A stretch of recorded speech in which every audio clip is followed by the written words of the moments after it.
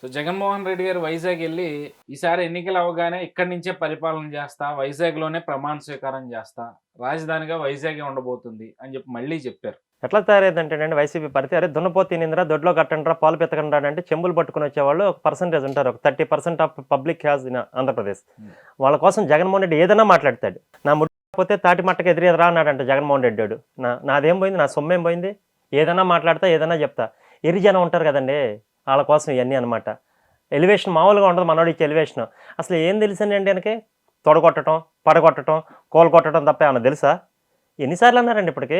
నా చిన్నప్పటి నుంచి వింటున్నా, చెడ్డీ కట్టుకున్నప్పటి నుంచి వింటున్నా, నేను లేస్తే మనిషిని కాదురా అని. వైజాగ్ పోతా అని అంటున్నాడు.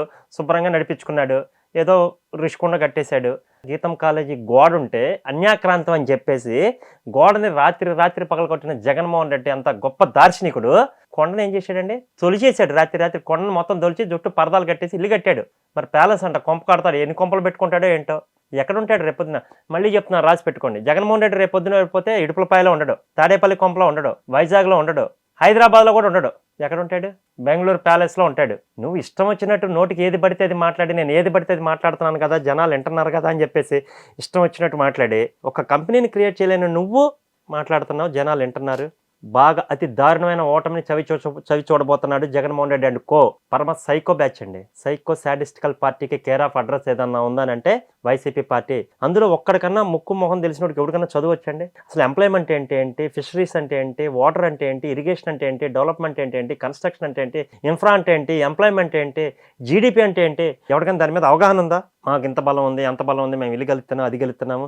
మొన్నటిదాకా పీకేదేమో బాగుంది, పీకే చెప్పిందంతా సమ్మగా ఉంది. ఇప్పుడు పీకే ఆయన గురించి కాదని చెప్తే అది తప్పవుద్దా? స్ట్రాటజీలు అన్నిసార్లు పనికొస్తాయి ఏంటండి? ఈరోజు జగన్మోహన్ రెడ్డి అధికారంలో గెలవడం కోసం అత్యంత బలంగా డబ్బు, అపరిమితమైన అధికారాన్ని పెట్టుకొని జగన్మోహన్ రెడ్డి ఈరోజు బీజేపీ ప్రభుత్వాన్ని బయటికి వెళ్ళనీయకుండా, మీకేం కావాలో చెప్పండి, మీకు ఎన్ని ఎంపీ సీట్లు కావాలో చెప్పండి, డబ్బు కావాలా, ఎంపీలు కావాలా, కొండ కావాలా, ఆదాని పోర్టు కావాలా, ఏది కృష్ణపట్నం పోర్టు కావాలా చెప్పండి, మీకు ఏది అడిగితే అది రాసిచ్చాను కదా, నా నుంచి మీరు ఎందుకు బయటకు వెళ్తున్నారు అని అడుగుతున్నాడు జగన్మోహన్ రెడ్డి. నిజమే కదా అది. నరేంద్ర మోడీ కూడా ఎందుకు వెళ్ళలేకపోతున్నాడు అంటే ఇప్పటిదాకా పప్పు బెల్లలాగా పంచుకు తిన్నారు కదా. తప్పదు, మన దగ్గర ఎంత పవర్ ఉన్నా కూడా రేపొద్దున ఎలక్షన్ ఇయర్ చేయడం కోసం ఈసీలు, ఎస్పీలు, ఎందుకంటే ఇతని దగ్గర డబ్బు ఉంది, అతని దగ్గర అధికారం ఉంది. అంటే అభివృద్ధి చేసినా చేయకపోయినా నేను పథకాలు ఇస్తున్నాను కాబట్టి ఇక మళ్ళీ నేను అధికారంలోకి వస్తే అభివృద్ధి చేస్తాను, వైజాగ్కి మెరుగులు దిద్దితే చాలు, లక్షల కోట్లు ఖర్చు పెట్టక్కర్లేదని చెప్పి జగన్మోహన్ రెడ్డి చెప్పడం ఒక పక్క. మరో పక్క చూస్తే సచివాలయాన్నే తాకట్టు పెట్టేసి ఈరోజు సచివాలయం తాకట్టు పెట్టకూడదని రాజ్యాంగంలో ఉందా అని చెప్పి ఆయన సపోర్ట్ చేసే కొడాలి నాని ఇలాంటి వాళ్ళు. అసలు నాకు అర్థం కాదండి, ఎవడో ఇచ్చాడండి నీకు హక్కు? కాన్స్టిట్యూషనల్ రైట్ గురించి మాట్లాడరు మీరు. నిన్న కొడాలని వచ్చేసి మళ్ళీ రాజ్యాంగంలో ఏమైనా రాశారా అని మాట్లాడుతున్నాడు. అసలు రాజ్యాంగానికి ఇచ్చిన విలువేంటి మీరు? సార్ అసలు దారుణం అండి వీళ్ళు మాట్లాడే మాటలు, చేసే పనులు. సైకో బ్యాచ్ అండి ఇది నిజంగా. ఒక వావి వరస, మంచి చెడు విలువలు లేని వ్యక్తులు. అంటే ఒక సమాజం అన్నా, మనుషులన్నా, ఆడవాళ్ళన్నా, కుటుంబ సభ్యులన్నా, ప్రజలన్నా ప్రేమ లేదండి వీళ్ళు ఎవడికి. కాలకాయలు సినిమా చూశారు కదా, బాహుబలిలో సినిమా కాలకాయలు, అలాగండి. మిడత దండి కనుక పడితే కనుక చీల మీద ఎట్లయితే తొలిచేస్తుందో రాష్ట్రం మీద పడి అలా దోచుకు తినేశారండి వీళ్ళు. అసలు సెక్రటేరియట్ని తాకట్టు పెట్టడం ఏంటండి? దేశంలో ఎక్కడ ఉందా? మన దేశంలో సచివాలయాల్ని, గవర్నమెంట్ ఆస్తుల్ని తాకట్టు పెట్టిన పరిస్థితి ఎక్కడ ఉందో? భూములు పెడతారండి, 99% లీజులు పెడతారు తప్ప. అంటే రేపొద్దు నువ్వు ఏదైనా పట్టేస్తావు కనుక నీకు అసలు అడ్డు అదుపు లేదు కదా. పార్టీ ఆఫీస్ మీద దాడి చేస్తావు, గవర్నమెంట్ ఆస్తులను తాకట్టు పెడతావు, వ్యవస్థలను మేనేజ్ చేస్తావు, ఈసీని మేనేజ్ చేస్తావు, పోలీస్ వ్యవస్థను మేనేజ్ చేస్తావు, మళ్ళీ రాజ్యాంగం గురించి మాట్లాడతావు. నువ్వు చేస్తే సంసారం, పక్కనాడు చేస్తే వ్యభిచారం. అంటే ఇన్ని చేస్తా కూడా ఏ ధైర్యం అంటారు ఆయనకి, నేనే సీఎం అవుతా లేదా 175 నేనే సార్ అది గెలుస్తా. పులి మీద స్వారీ లాంటిదండి. ఇప్పుడు జగన్మోహన్ రెడ్డి చేస్తుంది పులి మీద స్వారీ లాంటిది. నువ్వు దిగిన తర్వాత పులే తినేస్తుంది. మడుగులో మొసలి లాంటాడు. మొసలి ఆ మడుగులో నుంచి బయటకు వస్తే బతకలేదండి, గిలగిలా కొట్టు చచ్చిపోతుంది. జగన్మోహన్ రెడ్డి అదే పరిస్థితి. ఆ మేకపోతే గాంభీర్యం చూడకపోతే కనీసం టికెట్లు ఇచ్చేవాడు కూడా లేదు. ఇప్పుడు కూడా టికెట్కి ఎవడు రాకపోతే 40 కోట్లు 50 కోట్లు అని బేరం పెట్టేసి మొత్తం సర్దుకొని, కేజీఎఫ్ సినిమాలో కనుక ఆడు చివరికి హీరో అంతా డబ్బంతా సంపద అంతా తీసుకెళ్లి సముద్రంలో మునిగిపోతాడు చూసారా, అది జగన్మోహన్ రెడ్డి పరిస్థితి. క్యాండిడేట్ లేరు, ఎవరూ లేరు. ఏం చేసుకుంటావు డబ్బు? ఎవడికి ఇచ్చావు?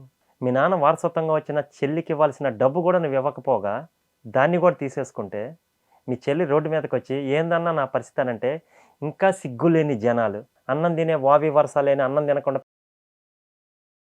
అనకూడదు ఆ మాట, తినేవాళ్ళు జగన్మోహన్ రెడ్డి సమర్థిస్తారు. ఆ రోజు నీ కోసం నీ చెల్లి పోరాడింది కదా, కాళ్ళరిగేలా తిరిగింది కదా. అసలు నీ కుటుంబ వ్యవస్థ మీదే గౌరవం లేకపోతే నీకు ఇంక రాష్ట్రం మీద ఏం ప్రేమ ఉంటుంది? మొత్తాన్ని నాకిచ్చేసి, మొత్తాన్ని గుండు సున్నా చేసేసి, రాష్ట్రాన్ని అప్పులమయం చేసేసి, ఈరోజు నరేంద్ర మోడీ అనే ప్రభుత్వానికి ఎన్ని వేల కోట్లు కావాలంటే అన్ని వేల కోట్లు ఆఫర్ చేసే పరిస్థితికి నువ్వు ఎదిగావంటే ఏంటి పరిస్థితి? మరో పక్కనేమో ఎంప్లాయ్‌మెంట్ లేక 20,000, 25,000 ఉద్యోగాలు లేక జనాలు అన్నమో రామచంద్ర అని చస్తున్నారు. కడుపు చేతబట్టుకొని వలసెళ్ళిపోతున్నారు. ఈరోజు బెంగుళూరు ఇంత డెవలప్ అయిన కారణం నువ్వే. హైదరాబాద్ డెవలప్ అవ్వడానికి కారణం నువ్వే. చెన్నై డెవలప్ అవ్వడానికి కారణం నువ్వే. రాయలసీమని ఇంకొక 25 సంవత్సరాలు వెనక్కి తీసుకెళ్ళిపోయాడు జగన్మోహన్ రెడ్డి. ఎందుకో తెలుసా? ప్రతి మైగ్రేటెడ్ బెంగుళూరుకి కనెక్ట్ అయిపోయారు. నువ్వు రాజధాని కట్టకపోవటం వల్ల. అసెంబ్లీని, సచివాలయాన్ని తాకట్టు పెడతావా 350 కోట్లకి హెచ్‌డిఎఫ్‌సి బ్యాంక్‌లో? మళ్ళీ పైపొచ్చి తాకట్టు పెడితే తప్పేందని మాట్లాడతావా? ఎవడిచ్చాడు నీకు అధికారం? సో జగన్మోహన్ రెడ్డి దేశాన్ని డెవలప్ చేశాడు అంటారు. పక్క రాష్ట్రాలను డెవలప్ చేశాడు. దేశం డెవలప్ ఎలా ఉండకూడదో అలా జగన్మోహన్ రెడ్డి చరిత్రలో నిలిచిపోతాడు. అంటే మన రాముడిని, రావణాసుడిని చూసాం. చాలామందిని చూసాం. త్రేతాయుగం, కలియుగం, ద్వాపరయుగం కాడ నుంచి ఎంతోమంది రాక్షసులను చూసాం మనం. అలాంటి కాలంలో నిలబడిపోతాడు. జగన్మోహన్ రెడ్డి అనే వ్యక్తి ఒక చరిత్రలో ఒక పుస్తకం, ఆంధ్రప్రదేశ్ అనే ఒక పుస్తకంలో ఒక పేజీగా మిగిలిపోతాడు. మాయని మచ్చగా మిగిలిపోతాడు. రాష్ట్రం ఎప్పుడు బతికినంతకాలం రాష్ట్రం చెప్పుకుంటుంది. రాజకీయ భవిష్యత్తు శూన్యం అయిపోయింది. మీరందరూ అదే అనుకుంటున్నారు, జగన్మోహన్ రెడ్డి మళ్ళీ గెలుస్తాడు అని. ఏ బేస్ మీద గెలుస్తాడండి? పథకాలు ఇస్తే గెలిచేస్తాడా? డబ్బిస్తే గెలిచేస్తాడా? అలా అయితే అనిల్ అంబానీ, ఆ ధీరుభాయ్ అంబానీ 1,00,000 కోట్లు ఉన్నాడు, ప్రతి ఒక్కటి ప్రధానమంత్రి అయిపోవచ్చు కదా. ఇంటింటికి డబ్బు పంచేయచ్చు కదా. ఇంకేం లేదా? నాకు డబ్బిస్తే చాలా, నువ్వేమైపోయినా పర్వాలేదా? ఈరోజు నీ పార్టీలో ఉన్నోళ్ళు నిన్నే నమ్మే పరిస్థితి లేదు. ఈరోజు ఎంప్లాయ్మెంట్ లేక పక్క రాష్ట్రాలకు వెళ్ళి చేస్తా ఉంటుంటే నువ్వు ఆస్తులు తాకట్టు పెట్టి అదేదో నీ గొప్పలాగా నీ అవసరాల కోసం, నీ విలాసాల కోసం చుట్టూ 4 కళ్ళజోళ్ళు పెట్టుకొని, బ్లాక్ కమాండర్స్ పెట్టుకొని, నిన్ను నువ్వే దేవుళ్ళలాగా ఊహించేసుకొని కరెక్ట్గా చూసి స్క్రిప్ట్ చదవటం రాదు. మళ్ళీ విశాఖపట్నం వెళ్తాడు ఆయన. చూసి చదవటం రాని మనిషికి అభివృద్ధి గురించి మాట్లాడుతూ ఉంటాడు. కానీ విని ఎరుగున ఓటమి చూస్తున్నాడు సార్. ఇవన్నీ కూడా ప్రైవేట్. ఇంతకుముందు ఉండేది కదా, రాజుల ఆస్తులు రాళ్లపాలని చెప్పేసి జగన్మోహన్ రెడ్డి ఆస్తులు మొత్తాన్ని కబ్జా చేయించేసి ప్రభుత్వానికి సరెండర్ చేసి వీళ్ళు ఏదో మాట్లాడితే నా రెడ్డి బుక్, నా బుక్ కాదు, నువ్వు రియాలిటీలో చేసి చూపించాలా. అప్పుడు రాష్ట్రం బాగుపడుద్ది, నిన్ను నమ్మని కార్యకర్తలు బాగుపడతారు, అన్నీ బాగుంటాయి. ఈ రోజు కూడా క్యాస్ట్ కార్డులు తీసేసి ఇంకా దళితులు అని చెప్పినా ఎవడో నమ్మే పరిస్థితి లేదు. కులాల కుంపట్లు పెట్టిన నమ్మే పరిస్థితి లేదు. నువ్వు అభివృద్ధి చేస్తానన్న నమ్మే పరిస్థితి లేదు. రేపొద్దున మేనిఫెస్టో తీసుకొస్తాడు. ఏం తీసుకొస్తాడో తెలుసా? అసలు ఇంక మీరు ఊహించలేరు ఆ మేనిఫెస్టోని. 10,000 ఇస్తానంటాడు, రైతుకు రుణమాఫీ అంటాడు. ఏంటి ఇంటింటికి ఏది పడితే అది, ఆడి నోటికి ఎంత వస్తే అంత మాట్లాడతాడు. నాదే కాదు కదా సార్, నాది కాదు కదా, నాది కాకపోతే ఏదైనా ఊరంతా డాకొచ్చు. దయచేసి అందరికీ నేను తెలియజేసేది ఒకటేనండి, ఆలోచించండి, విజ్ఞతతో ఆలోచించండి. జగన్మోహన్ రెడ్డి లాంటి అనే వ్యక్తి మళ్ళీ ఒక్కసారి అధికారంలోకి వస్తే, అసలు వస్తే అని కదా, రాడు అండి, 100% రాడు, వచ్చే అవకాశం లేదు. ఆయన మాట్లాడుకుంటాడు అంతే, నేను లేతే మనిషిని కాదు, నేను వస్తానని. అయిపోయింది. వైజాగ్ పరిస్థితి కాదు సార్, ఎవ్వడూ నమ్మే పరిస్థితి లేదు.